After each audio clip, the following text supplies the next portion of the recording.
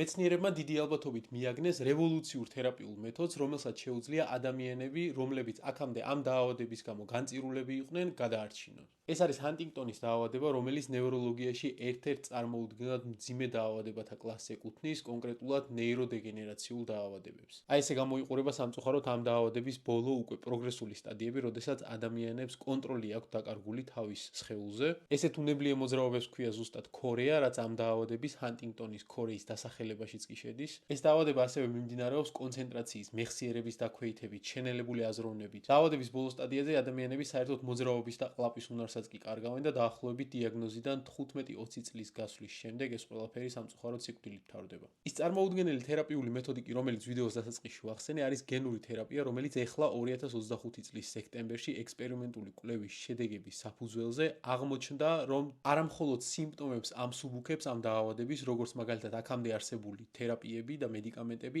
არამედ აჩვენა უმნიშვნელოვანესი 75%-იანი პროგრესის შენელება ამ დაავადების. ეხლა კი უმნიშვნელოვანესი ეტაპია, როგორ კეთდება ზუსტად ეს თერაპია. ეს არის გენეტიკური თერაპია, როგორც გითხარით და ამ დროს გამოიყენება ვირუსი, რომელიც ადამიანებისთვის და ჯანმრთელობისთვის არ არის საშიში, როგორც ტრანსპორტერი. ამ ვირუსს კი გადააქვს გენეტიკური მასალა, რომელიც მან ნერვულ უჯრედებში უნდა შეიტანოს და ადამიანის გენომში უნდა ინტეგრირდეს ეს გენეტიკური მასალა და ჩაანაცვლოს, ასე ვთქვათ, ის დაზიანებული და მუტირებული გენი, რომელიც იწვევს ამ ჰანტინგტონის დაავადებას. ეს ყველაფერი ხდება თავის ტვინის ოპერაციის განმავლობაში, პირდაპირ ხდება ინექცია იმ არეალში, რომელიც ძირითადად ჰანტინგტონის დაავადების დროს არის დაზიანებული. კონკრეტულად ეს მიკროRNA, ესე ქვია იმ გენეტიკურ ინფორმაციას, რომელიც ამ ვირუსით გადაიტანება, უკავშირდება ამ დაზიანებულ, ანუ მუტირებულ ჰანტინგტონის გენს და ბლოკავს მას. შედეგად კი უფრო ნაკლები არასწორად სინთეზირებული ჰანტინგტონის პროტეინი გვაქვს და შესაბამისად დაავადების პროგრესი, ანუ განვითარება ფერხდება. ერთადერთი პრობლემა ის არის, რომ